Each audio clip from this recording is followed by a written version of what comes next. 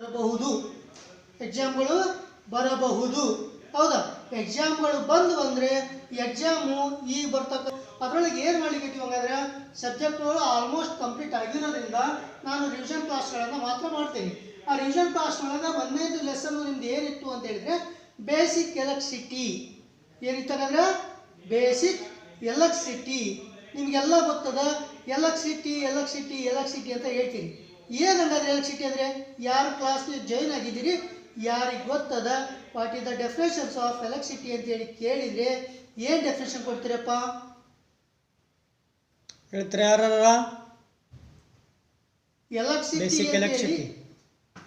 Electricity ಅಂತ ಹೇಳಿದ್ರೆ what is the definitions of electricity ಅಂತೇಳಿ ನಿಮ್ಗೆ ಯಾರಾದರೂ ಕ್ವಶನ್ ಕೇಳಿದ್ರೆ ನೀನೇನು ಓದ್ತೀಯಪ್ಪ ನಾನು ಎಲೆಕ್ಟ್ರಿಷಿಯನ್ ಓದ್ತೀನಿ.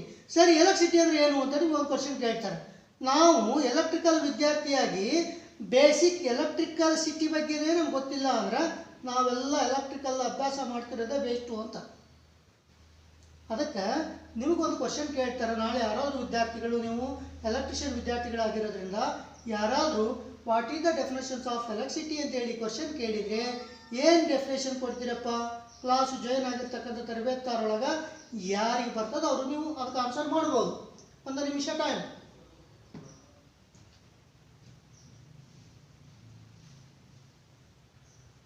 ಕರೆಂಟು ಏನಂದ್ರೆ what is the definitions of current what is the definitions of current ಅದ್ರಂಗೆ what is the definitions of ಎಲೆಕ್ಟ್ರಿಸಿಟಿನ ಕೇಳ್ತಾ ಇರೋದೀಗ. ಡೆಫಿನೇಷನ್ಸ್ ಆಫ್ ಎಲೆಕ್ಟ್ರಿಸಿಟಿ ಗೊತ್ತಿಲ್ಲ ಯಾರಿಗೂ. ಎಲೆಕ್ಟ್ರಿಸಿಟಿ ಎಲೆಕ್ಟ್ರಿಷಿಯನ್ ಎರಡು ಒಂದ ಹೌದಾ ಕರೆಂಟು ಇದಕ್ಕೆ ಸ್ವಲ್ಪ ಡಿಫ್ರೆನ್ಸ್ ಹೌದಾ ಸ್ವಲ್ಪ ಡಿಫ್ರೆನ್ಸ್ ಗೊತ್ತಿಲ್ಲ ಯಾರಿಗೂ. ನಾನು ಹೇಳ್ತೀನಿ ನಿಮಗೆ ಬೇಸಿಕ್ ಎಲೆಕ್ಟ್ರಿಸಿಟಿ ಒಳಗೆ what is the definitions of electricity ಅಂತ ಹೇಳಿದರೆ ಎಲೆಕ್ಟ್ರಿಸಿಟಿ ಅಂತ ಹೇಳಿದರೆ it is one kind of energy.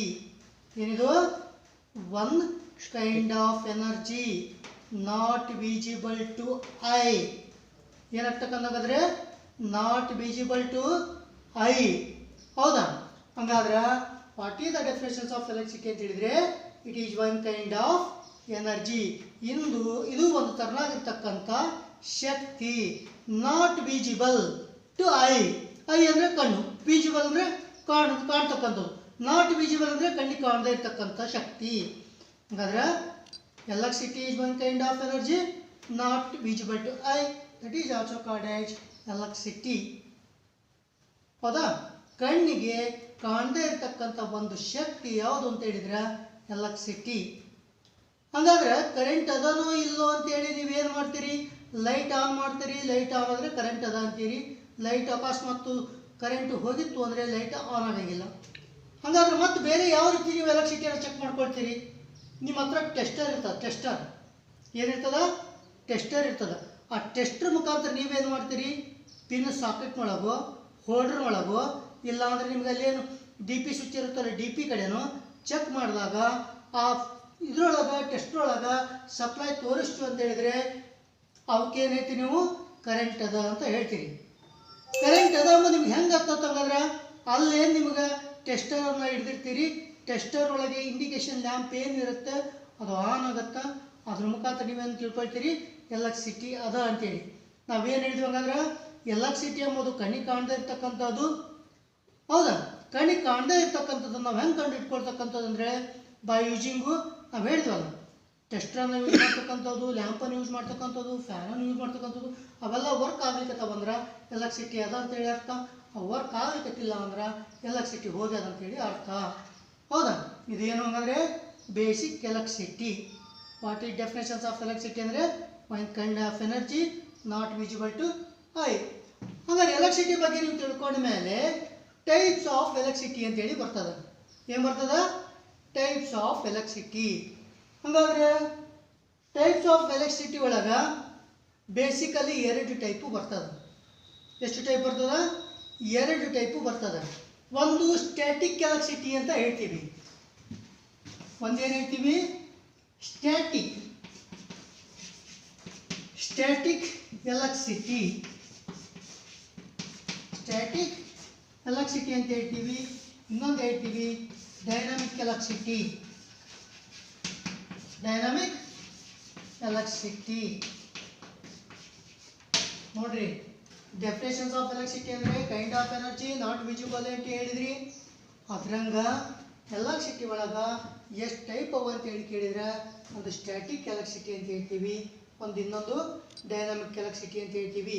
ಹಂಗಾದ್ರೆ what is the difference between static electricity and dynamic electricity ಅಂತೇಳಿ ಏನಾದರೂ ಕೇಳಿದರೆ ಅವಕ್ಕಿರ್ತಕ್ಕಂಥ ವ್ಯತ್ಯಾಸ ಏನು ಅಂತೇಳಿ ಕೇಳಿದ್ರೆ ಏನು ಹೇಳ್ತೀರಿ ಹಂಗಾದ್ರೆ? ಏನು ಹೇಳ್ತೀರಿ ಹಂಗಾದ್ರೆ? What is the difference between static electricity dynamic electricity ಅಂತೇಳಿ ಕೇಳಿದರೆ ಏನು ಹೇಳ್ತೀರಿ? ಸ್ಟ್ಯಾಟಿಕ್ ಎಲೆಕ್ಟ್ರಿಸಿಟಿ ಅಂತ ಹೇಳಿದ್ರೆ there is no transferring from one place to another place. There is no transferring from one place to another place. ಆಮೇಲೆ static electricity ಒಳಗೆ produce ಆಗ್ತಕ್ಕಂಥ electrical energy small value of electricity is produced in static electricity. ಹೌದಾ? ಹಾಗಾದರೆ small value of electricity produce ಆಗಿರ್ತಕ್ಕಂಥದ್ದು there is no use. there is no use. ಹಾಗಾದ್ರೆ there is no use ಅಂತ ಹೇಳಿದರೆ static ಎಲೆಕ್ಟ್ರಿಸಿಟಿಯನ್ನು ನಿಮ್ಗೆ ಹಂಗೆ ಒಂದು ಎಕ್ಸಾಂಪಲ್ ಕೊಡ್ತೀನಿ ನಾನು. ಹೌದಾ? ಏನು ಹಾಗಾದರೆ ತಲೆಗೆ ಕೊಬ್ಬರಿ ಎಣ್ಣೆ ಹಚ್ಕೊಂಡಿರ್ತೀವಿ, ಹಣಿಗೆಯಿಂದ ಇಕ್ಕೊಳ್ತೀವಿ. ಅದನ್ನು ಇಕ್ಕೊಳ್ತಕ್ಕಂಥದ್ದು ಒಂದು 3-4 ಸಲ ಇಕ್ಕೊಳ್ಬೇಕು. ಇಕ್ಕೊಂಡ್ಬಿಟ್ಟು ಏನು ಮಾಡ್ತಕ್ಕಂಥದ್ದು, ಪೇಪರ್ ಇರ್ತಾವಲ್ಲ, ಪೇಪರ್ ಎಲ್ಲ ಸಣ್ಣ ಕಟ್ ಪೀಸ್ ಮಾಡಬೇಕು. ಕಟ್ ಪೀಸ್ ಮಾಡಿ ಆ ಹಣಿಗೆನ ಆ ಪೇಪರ್ಗೆ ಹಿಡಿದ್ರಿ ಅಂತ ಹೇಳಿದರೆ ಆ ಪೇಪರು ಹಣಿಗೆಗೆ ಏನು ಮಾಡುತ್ತಾ, ಅಟ್ರ್ಯಾಕ್ಟ್ ಆಗುತ್ತೆ. ಹಣಿಗೆಗೆ ಏನಾಗುತ್ತಾ, ಅಟ್ರ್ಯಾಕ್ಟ್ ಆಗುತ್ತೆ. ಅಂದರೆ ಹಣಿಗೆ ಒಳಗೆ ಏನಾಯ್ತು ಅಂದರೆ small value of electricity produce ಆಯಿತು. ಹೌದಾ? Small value of electricity produce ಆಯಿತು. ಪ್ರೊಡ್ಯೂಸ್ ಆಗಿರ್ತಕ್ಕಂಥ ಎನರ್ಜಿಯನ್ನು ನಾನು ಏನು ಮಾಡೋಕ್ಕೆ ಬರಲ್ಲ ಅಂತ ಹೇಳಿದೆ, ಟ್ರಾನ್ಸ್ಫರ್ ಮಾಡೋಕ್ಕೆ ಬರಲ್ಲ ಅಂತ ಹೇಳಿದೆ. ಒಂದು ಕಡೆಯಿಂದ ಮತ್ತೊಂದು ಕಡೆಗೆ ಟ್ರಾನ್ಸ್ಫರ್ ಮಾಡೋಕ್ಕೆ ಬರಲ್ಲ ಅಂತ ಹೇಳಿದೆ. ಹಂಗಾದ್ರೆ ನೀವು ಹಿಂಗೆ ಹಿಡ್ಕೊಂಡಿರ್ತೀರಿ, ಅದು ಅಟ್ರ್ಯಾಕ್ಟ್ ಮಾಡಿರ್ತಕ್ಕಂಥ ಎನರ್ಜಿಯನ್ನು ಇಲ್ಲಿಂದ ಮತ್ತೊಂದು ಕಡೆಗೆ ನಾವು ಒಯ್ಯೋಕ್ಕಾಗಲ್ಲ. ಯಾಕಂದ್ರೆ ಅದರೊಳಗೆ ಏನಿರಲ್ಲ, ಟ್ರಾನ್ಸ್ಫರಿಂಗ್ ಪ್ರಾಪರ್ಟಿ ಇರೋಂಗಿಲ್ಲ.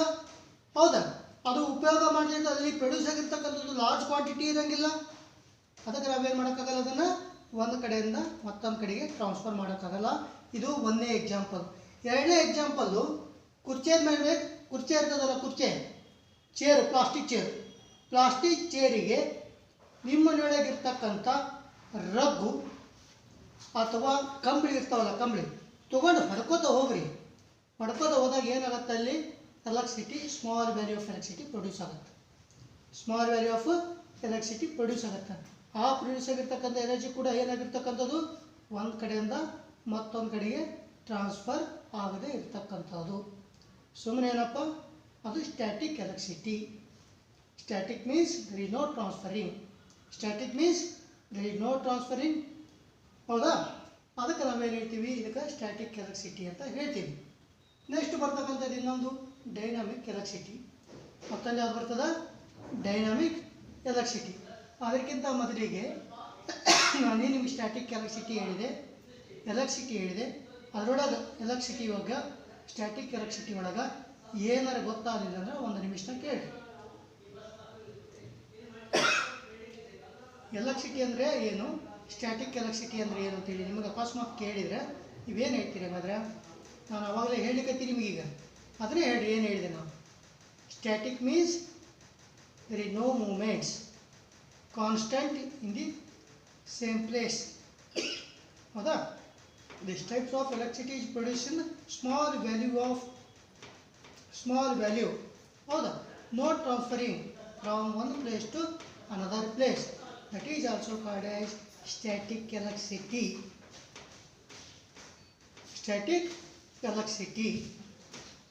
ಹೌದಾ? Static means there is no movement.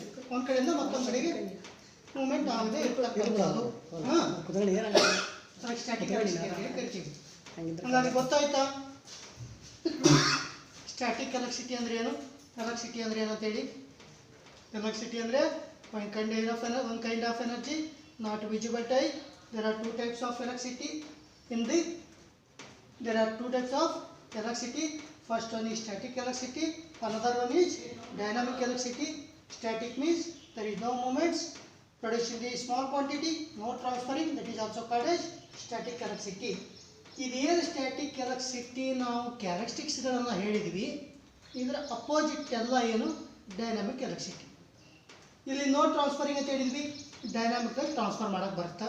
Producing small quantity ಅಂತ ಹೇಳಿದ್ವಿ, ಪ್ರೊಡ್ಯೂಸಿಂಗ್ ಹೈ ಕ್ವಾಂಟಿಟಿ ಅಂತ ಹೇಳ್ತೀವಿ. ಹೌದಾ? ಇದು ಪ್ರೊಡ್ಯೂಸ್ಡ್ ಏನಂಗಾದ್ರೆ ನಾವು ಅಲ್ಲಿ ಡೈನಾಮಿಕ್ ಎಲೆಕ್ಟ್ರಿಸಿಟಿ ಒಳಗೆ ಜನರೇಟರ್ಗಳನ್ನು ಉಪಯೋಗ ಮಾಡ್ಕೊಂಡ್ಬಿಟ್ಟು ನಾವೇನು ಮಾಡ್ತೀವಿ, ಡೈನಾಮಿಕ್ ಎಲೆಕ್ಟ್ರಿಸಿಟಿಗಳನ್ನು ಉಪಯೋಗ ಮಾಡ್ಕೊಳ್ತೀವಿ. ಡೈನಾಮಿಕ್ ಎಲೆಕ್ಟ್ರಿಸಿಟಿ ಅಂದರೆ ಏನು ಅಂತೇಳಿ ಡೆಫಿನೇಷನ್ ಕೇಳಿದರೆ, it is electrical energy transferring from one place to another place produced in power station. ಅಂದರೆ ಜನರೇಟರ್ನ ಉಪಯೋಗ ಮಾಡ್ಕೊಂಡು ಎಲ್ಲಿ ಮಾಡ್ತಿರ್ತೀವಿ ಅಲ್ಲಿ, ಹೌದಾ? ಅದು ಪವರ್ ಸ್ಟೇಷನ್ ಅಂತ ಹೇಳ್ತೀವಿ ನಾವು. Power station transferring from one place to another place, that is also called as dynamic electricity. ಅದಕ್ಕೇನು ಕರಿತೀವಿ ನಾವು, ಡೈನಾಮಿಕ್ ಎಲೆಕ್ಟ್ರಿಸಿಟಿ. ಅದಕ್ಕೆ ನಾನು ನಿಮ್ಗೆ ಆಗಲೇ ಹೇಳ್ಬೇಕಾದ್ರೆ ಏನು ಹೇಳಿದೆ ನಾನು, what is the comparison between static electricity dynamic electricity ಅಂತ ಯಾರಾದರೂ ಕೇಳಿದರೆ, producing small quantity, producing high quantity, no transferring, ಹೌದಾ? Produced in by using rubbing, by using power station. ಇವೆಲ್ಲ ಏನಂದ್ರೆ ಎಲೆಕ್ಟ್ರಿಸಿಟಿ ಜನರೇಷನ್ ಆಗ್ತಕ್ಕಂಥ ಸಿಸ್ಟಮ್ಗಳು, ಹೌದಾ? ನೀವು ಕೂತ್ಕೊಂಡಿರ್ತೀರಿ, ಒಂದೊಂದ್ಸಲ ಚಳಿ ಬಿಟ್ಟಿದ್ದಾಗ ನೀವು ಕೈ ಏನು ಮಾಡ್ತೀರಿ ಹಂಗಾದ್ರೆ ಹಿಂಗೆ ಉಜ್ಕೋತಾ ಹೋಗ್ತೀರಿ.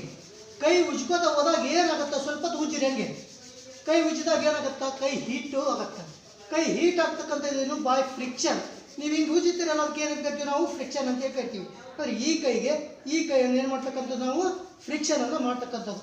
ಫ್ರಿಕ್ಷನ್ ಮಾಡೋದ್ರಿಂದ ನಮ್ಗೆ ಏನು ಪ್ರೊಡ್ಯೂಸ್ ಆಗುತ್ತೆ ಅದರಲ್ಲಿ, ಫ್ರಿಕ್ಷನ್ ಮಾಡೋದ್ರಿಂದ ನಮಗಲ್ಲಿ ಏನು ಪ್ರೊಡ್ಯೂಸ್ ಆಗುತ್ತಾ, ಹೀಟು ಪ್ರೊಡ್ಯೂಸ್ ಆಗುತ್ತೆ. ಹೀಟ್ ಎದರಿಂದ ಪ್ರೊಡ್ಯೂಸ್ ಆಯ್ತು ಹಾಗಾದ್ರೆ, ಹೀಟ್ ಎದರಿಂದ ಪ್ರೊಡ್ಯೂಸ್ ಆಯಿತು, ಬೈ ಫ್ರಿಕ್ಷನ್ ಇಂದ ಪ್ರೊಡ್ಯೂಸ್ ಆಯಿತು. ಹಾಗಾದ್ರೆ ಈ ಫ್ರಿಕ್ಷನ್ ಇಂದ ಪ್ರೊಡ್ಯೂಸ್ ಆಗಿರ್ತಕ್ಕಂಥ ಹೀಟನ್ನು ನಾವು ಹೋಗಿ ಒಲಿ ಹಚ್ಚಕ್ಕಾಗಲಿ, ಮನೆಯೊಳಗೆ ದೀಪ ಹಚ್ಚಲಿಕ್ಕಾಗಲಿ ಉಪಯೋಗ ಮಾಡೋಕ್ಕಾಗತ್ತೆ? ಇದನ್ನ ಉಪಯೋಗ ಮಾಡೋಕ್ಕಾಗಲ್ಲ. ಇದು ಏನಂಗಾದ್ರೆ ಇದು ಪ್ರೊಡ್ಯೂಸ್ ಆಗಿರ್ತಕ್ಕಂಥದ್ದು ಬೈ ಫ್ರಿಕ್ಷನ್ ಇಂದ ಆಗಿರ್ತಕ್ಕಂಥದ್ದು, ಸ್ಮಾಲ್ ಕ್ವಾಂಟಿಟಿ ಇರ್ತಕ್ಕಂಥದ್ದು, ದೇರ್ ಈಸ್ ನೋ ಯೂಸ್. ಇದು ಏನಾಗಿರ್ತಕ್ಕಂಥದ್ದು, ದೇರ್ ಈಸ್ ನೋ ಯೂಸ್. ಇದು ಯಾವುದಕ್ಕೂ ಉಪಯೋಗ ಬರದೇ ಇರ್ತಕ್ಕಂಥದ್ದು. ಸುಮ್ಮನೆ ಏನಪ್ಪ ಅಂದರೆ ಫ್ರಿಕ್ಷನ್ನಿಂದ ಹೀಟು ನಮಗೆ ಪ್ರೊಡ್ಯೂಸ್ ಆಗುತ್ತೋ ಅಂತ ನಾವು ನಿಮ್ಗೆ ಹೇಳ್ತಿರ್ತೀವಿ, ಆಗತ್ತೋ ಇಲ್ಲೋ ಅಂತೇಳಿ ನಾವು ನೋಡ್ಕೊಳ್ಳಿಕ್ಕೆ ಇದೊಂದು ಸಣ್ಣ ಎಕ್ಸಾಂಪಲ್ ಅಷ್ಟೇ. ಆಗ್ತದೋ ಇಲ್ಲೋ ಅನ್ನೋದು ನಾವು ತಿಳ್ಕೊಳ್ಳೋಕೆ ಏನಂಗಾದ್ರೆ ಇದೊಂದು ಸಣ್ಣ ಎಕ್ಸಾಂಪಲ್. ನಾವು ಹಾಗೆ ಎಕ್ಸಾಂಪಲ್ಗಳನ್ನ ಹೇಳ್ಕೊಳ್ತಾ ಹೋದಾಗ ಮನೆಯೊಳಗೆ ಒಂದು ಮ್ಯಾಗ್ನೆಟ್ ಇರುತ್ತೆ, ಮ್ಯಾಗ್ನೆಟ್ ಅಯಸ್ಕಾಂತ. ಆ ಅಯಸ್ಕಾಂತನ ಸ್ಟೀಲ್ ಪಾತ್ರೆಗೆ ಇಡೀರಿ, ಅದು ಏನು ಮಾಡೋಂಗಿಲ್ಲ ಹಾಗಾದ್ರೆ ನಿಮಗೆ ಅಟ್ರಾಕ್ಟ್ ಮಾಡೋಂಗಿಲ್ಲ. ಏನು ಮಾಡೋಂಗಿಲ್ಲ, ಸ್ಟೀಲು ಮ್ಯಾಗ್ನೆಟನ್ನು ಅಟ್ರಾಕ್ಟ್ ಮಾಡೋಂಗಿಲ್ಲ, ಹೌದಾ? ಮೊದಲಿಗೆಲ್ಲ ಮನೆ ಮುಂದೆ ಎಲ್ಲ ಪಾತ್ರೆ ಮಾರೋರು ಬರ್ತಿದ್ರು. ಪಾತ್ರೆ ಮಾರಬೇಕಾದ್ರೆ ಒಂದು ಮ್ಯಾಗ್ನೆಟ್ ಇಟ್ಕೊಂಡು ಬಂದಿರ್ತಿದ್ರು ಅವ್ರು, ಮಾರಕ್ಕೆ ಬಂದವರು. ಎದಕ್ಕೆ ಇಟ್ಕೊಂಡು ಬರ್ತಿದ್ರು, ನಾವೆಲ್ಲ ಕೇಳ್ತಿದ್ವಿ ಅವ್ರಿಗೆ ಏನಂತೇಳಿ, ನೀರು ಕೊಡ್ಲಿಕ್ಕೆಲ್ಲ ಪಾತ್ರೆ ಅದೇನು ಪ್ಯೂರ್ ಅದನೋ ಏನಿಲ್ಲ ಸ್ಟೀಲು. ಅದಕ್ಕೆ ಅವನು ಏನಂತಿದ್ದ, ಸರಿಯಾಗಿ ಮ್ಯಾಗ್ನೆಟ್ ಅದ, ಮ್ಯಾಗ್ನೆಟನ್ನು ಅದಕ್ಕೆ ಟಚ್ ಮಾಡಿರಿ, ಅದು ಅಕಸ್ಮಾತ್ ಅಟ್ರಾಕ್ಟ್ ಆಯ್ತು ಅಂತ ಹೇಳಿದ್ರೆ ಅದು ಪ್ಯೂರ್ ಇಲ್ಲ ಅಂತೇಳಿ, ಅಕಸ್ಮಾತ್ ಆಗದೆ ಇದ್ದರೆ ಪ್ಯೂರ್ ಅದ ಅಂತೇಳಿ ಅದಕ್ಕೆ ಇದರಲ್ಲಿ ಚೆಕ್ ಮಾಡಿರಿ ಅಂತ ಹೇಳ್ತಿದ್ದ. ಹಂಗೆ ಈಗ ನಮಗಿದು ಹಂಗಾರೆ ನಾವು ಫ್ರಿಕ್ಷನ್ನಿಂದ ಹೀಟ್ ಪ್ರೊಡ್ಯೂಸ್ ಆಗುತ್ತಾ ಅಂತ ಹೇಳ್ತೀವಲ್ಲ, ಆಗ್ತದೋ ಇಲ್ಲೋ ಅನ್ನೋದನ್ನು ನಾವು ಚೆಕ್ ಮಾಡ್ಕೊಳ್ಳೋಕೆ ಇದೊಂದು ಸಣ್ಣ ಎಕ್ಸಾಂಪಲ್, ಹೌದಾ? ಇದು ಕೂಡ ಯಾವುದಕ್ಕೆ ಎಕ್ಸಾಂಪಲ್, ನಮಗೆ ಸ್ಟ್ಯಾಟಿಕ್ ಎಲೆಕ್ಟ್ರಿಸಿಟಿಗೆ ಎಕ್ಸಾಂಪಲ್. ಎಕ್ಸಾಂಪಲ್ಲು ಸ್ಟ್ಯಾಟಿಕ್ ಎಲೆಕ್ಟ್ರಿಸಿಟಿಗೆ ಎಕ್ಸಾಂಪಲ್.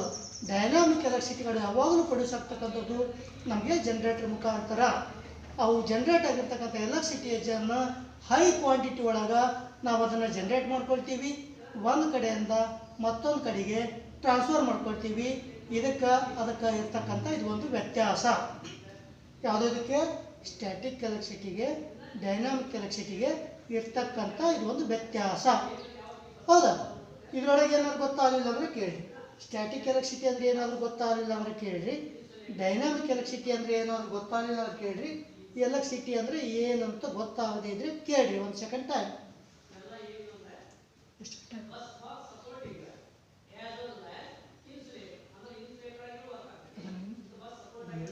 ನಮಗೆ ಎಷ್ಟು?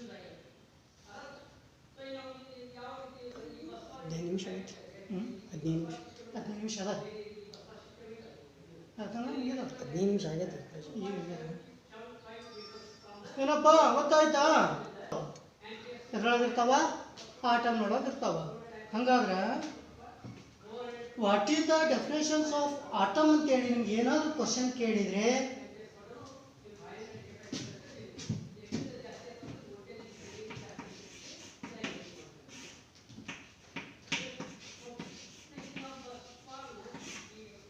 What is the definitions of atom ಅಂತ ಕೇಳಿದರೆ ಏನು ಹೇಳ್ತೀರಿ? ಹಂಗಾದ್ರೆ ಅವಾಗ ಅಭ್ಯಾಸ ಮಾಡಿರಲ್ಲಪ್ಪ.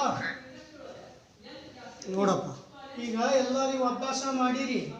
ಫಸ್ಟ್ ಇಯರ್ ಒಳಗೆ 1ನೇ ಪಾಠದ ಬಗ್ಗೆ ನಾನು ಹೇಳಿಕತ್ತಿರೋದು. ಫಸ್ಟ್ ಇಯರ್ ಒಳಗೆ 1ನೇ ಚಾಪ್ಟರ್ ಬಗ್ಗೆ ನಾವು ನಿಮ್ಗೆ ಹೇಳಿಕತ್ತಿರೋದು. ಇವೆಲ್ಲ ಬೇಸಿಕ್ಕು ನಿಮಗೆ ನಾಲೆಜ್ಗಳು ಇಂಪಾರ್ಟೆಂಟು, ಹೌದಾ? ನೀವು ಹಂಗಾದ್ರೆ ಆಟಮ್ ಅಂದರೆ what is the definitions of atom ಅಂತೇಳಿ ಕೇಳಿದರೆ ಏನು ಡೆಫಿನೇಷನನ್ನು ಕೊಡ್ತೀರಿ?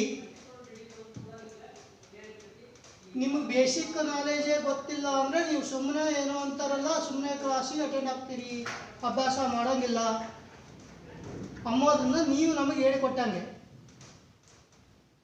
ಕರ್ತವ್ಯ ನಿಮ್ದು ಏನಪ್ಪ ಅಂದರೆ ನೀವು ಶಾಲೆಗೆ ಹೆಚ್ಚಿರಿ ಅಂತ ಹೇಳಿದರೆ ಅಭ್ಯಾಸ ಮಾಡ್ತಕ್ಕಂಥದ್ದು ನಿಮ್ಮ ಕರ್ತವ್ಯ. ಎಲೆಕ್ಟ್ರಿಷಿಯನ್ ವಿದ್ಯಾರ್ಥಿಯಾಗಿ ಬೇಸಿಕ್ ನಾಲೆಜೇ ನಿಮಗೆ ಗೊತ್ತಿಲ್ಲ ಅಂತ ಹೇಳಿದರೆ, ಬೇಸಿಕ್ ನಾಲೆಜೇ ನಿಮ್ಗೆ ಗೊತ್ತಿಲ್ಲ ಅಂದರೆ ನೀವು ಎಲೆಕ್ಟ್ರಿಷಿಯನ್ನು ಹೆಂಗೆ ಆಗ್ಲಿಕ್ಕೆ ಸಾಧ್ಯ? ಹೇಳ್ರಿ ಹಂಗಾದ್ರೆ ಡೆಫಿನೇಷನ್ಸ್ ಆಫ್ ಆಟಮ್ ಅಂದರೆ ಏನು? ಹಂಗಾದ್ರೆ ಎಷ್ಟು ಜನ ನೀವು ಈಗ ಕ್ಲಾಸ್ನೊಳಗೆ ಜಾಯ್ನ್ ಆಗಿದ್ದೀರಿ? What is the definitions of atom ಅಂತ ಕೇಳಿದರೆ ಯಾರಿಗೆ ಗೊತ್ತದು? ತಪ್ಪಿರಲಿ ಸರಿ ಇರಲಿ, ಮನುಷ್ಯ ಪ್ರಯತ್ನ ಮಾಡಬೇಕು. ಯಾರೂ ಪರ್ಫೆಕ್ಟ್ ಆಗಿರಲ್ಲ, ಯಾರೂ ಒಮ್ಮೆಲೆ ತಿಳ್ಕೊಂಡಿರಲ್ಲ. ತಪ್ಪಾಗಲಿ ಸರಿ ಇರಲಿ, ಹೌದಾ? ಫಸ್ಟು ನೀವು ಅಟೆಂಪ್ಟ್ ಮಾಡಿದ್ರು ನೀವು ಅದನ್ನು ಫೇಸ್ ಮಾಡಿ ಹೇಳ್ತಕ್ಕಂಥದ್ದನ್ನು ಕಳ್ಕೊಳ್ರಿ. ಹೇಳ್ರಿ ಏನು ಹೇಳ್ತೀರಿ ಹಂಗಾದ್ರೆ? What is the definitions of atom ಅಂತೇಳಿ ಕೇಳಿದರೆ ಏನು ಹೇಳ್ತೀರಿ? ಹಾಂ, it is a smallest particle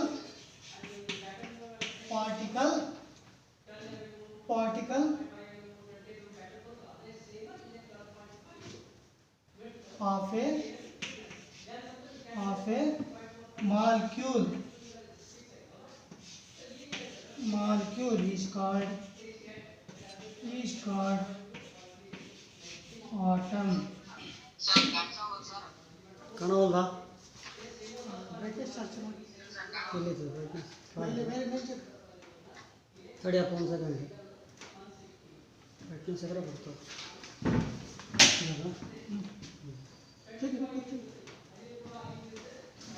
ಹಾಗಾದ್ರೆ ಡೆಫಿನೇಷನ್ಸ್ ಆಫ್ ಆಟಮ್ ಅಂದರೆ ಕಾಣುತ್ತೇನಪ್ಪ? ಕಾಣವಲ್ದ? ಬರ್ನಂಗ ಆತು, ಇಷ್ಟು ಕ್ಲಿಯರ್ ಐತಿ ಇಲ್ಲಿ ಮಗ ನೋಡಕ್ಕೆ.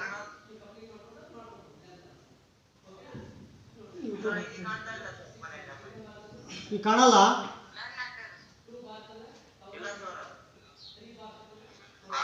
ರೊಟೇಷನ್ ಇದೈತಿ ರೌಂಡ್ ರೊಟೇಟ್ ಮಾಡೋದು ಆಫ್ ಅದ.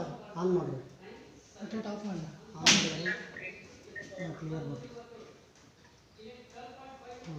ಬರ್ತದೆ. ತಾನೇ ಆಗುತ್ತೆ. ಒಂದು ಸೆಕೆಂಡ್ ಇರಪ್ಪ. ತಾನೇ ಬರುತ್ತೆ.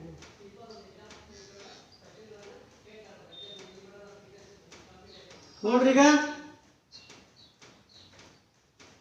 ಕಾಣತ್ತೀಗ? ಇನ್ನು ಇಲ್ಲಿ ಇಷ್ಟೇನಕ್ಕೆ ಹಿಂಗೆ ಕ್ಲಿಯರ್ ಮಾಡಬೇಕು. ಹಾಂ, ಇಂದಾಗ ಯೂಟ್ಯೂಬ್ ಅಪ್ಲೋಡ್ ಮಾಡ್ತೀವಿ ಅಪ್ಲೋಡ್ ನೋಡ್ಕೊಳ್ತೀವಿ. ಹಂಗೇನಾದ್ರು ಕ್ಲಿಯರಿಟಿ ಕಾಣಲಿಲ್ಲ ಅಂದರೆ ಯೂಟ್ಯೂಬಲ್ಲಿ ಅಪ್ಲೋಡ್ ಮಾಡಿರ್ತೀವಿ, ಸ್ವಲ್ಪ ವೆರಿಫೈ ಮಾಡ್ಕೊ. ಹಾಂ ಸ್ಟಾರ್ಟ್ ಮಾಡಿ. ಈಗ ನೋಡ್ರಿ